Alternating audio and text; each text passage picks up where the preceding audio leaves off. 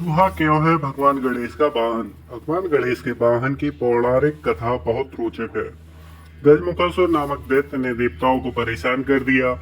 सभी लोग एकत्रित होकर गणेश जी के पास पहुंचे तो गणेश जी ने उस दैत्य पर दांत से ऐसा प्रहार किया कि वह चूहा बनकर भाग निकला। लेकिन गणेश जी ने उसे पकड़ लिया, फिर वह मृत्यु के भय से क्षमा याचना करने लगा।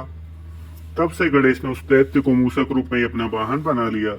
दूसरी कथा के अनुसार एक बार राजा इंद्र अपने दरबार में गंभीर चर्चा कर रहे थे, लेकिन उनके ही दरबार का गंधर्व क्रोध किसी और ही मनोदशा में था। वह अप्सराओं से हंसी ठिठोली कर रहा था।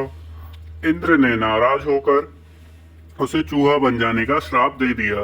वह एक बलवान मूसक के रूप में सीधे पाराशर ऋषि के आश्रम में जा गिरा, पर चंचल स्वभाव न बदला, इसलिए उसने वहां भयंकर उत्पात मचाया। ऋषि ने गणेश जी से मदद मांगी तो उन्होंने तेजस्वी पास फेंका, जिससे मूसक मूर्छित हो गया।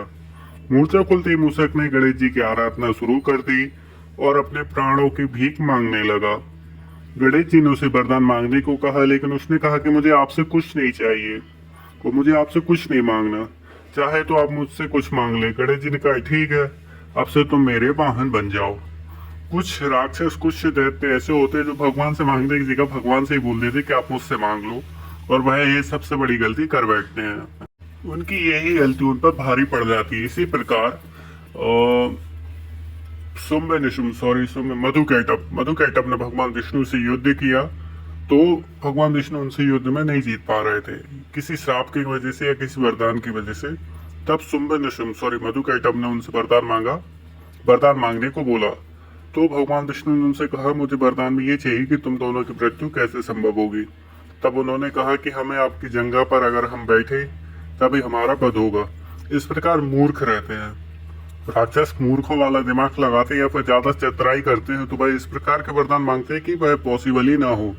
पर वह भगवान है, भगवान तो हर चीज को पॉसिबल कर सकते हैं। तो वह राक्षस कितना भी कुछ कर ले, कैसे भी वरदान मांग ले, भगवान उन्हें मारने के लिए कुछ ना कुछ व्यवस्था कर ही लेते हैं। इसी प्रकार हिरण्यकश्यप, रावण, कंस, इन सबों ने अलग अलग तरीके से वरदान मांगे। अब जैसे कि उन्हें भले अवतार लेने पड़ते उनके वरदान के लिए। जैसे हिरण्याक्ष के लिए वरदान मांगा था कि वह ना आकाश में, ना पाताल में, कहीं नहीं मर सकता, तो भगवान नरसिंह ने ना पशु से ना इंसान से, तो वह पशु और इंसान दोनों बनी। राक्षस कितनी चतुराई कर ले, पर उसका वध होना तय है, क्योंकि उनकी मूर्खता ही उनके वध का कारण बनती है।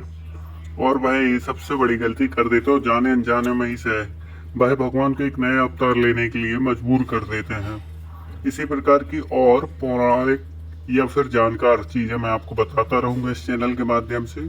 चैनल की जानकारी अगर आपको पसंद आती है तो चैनल को लाइक करें, सब्सक्राइब करें, शेयर करें और दूसरों को भी शेयर करें, ताकि इसी प्रकार के नॉलेजेबल और अपने धर्म से रिलेटेड संबंधित जानकारी आपको मिल सके। धन्यवाद। स्वस्थ रहें, सुरक्षित रहें और अपने परिवार का भी ध्यान रखें। आप सभी को नववर्ष, गणपति जी आने के अवसर पर हार्दिक हार्दिक बधाइयाँ। धन्यवाद।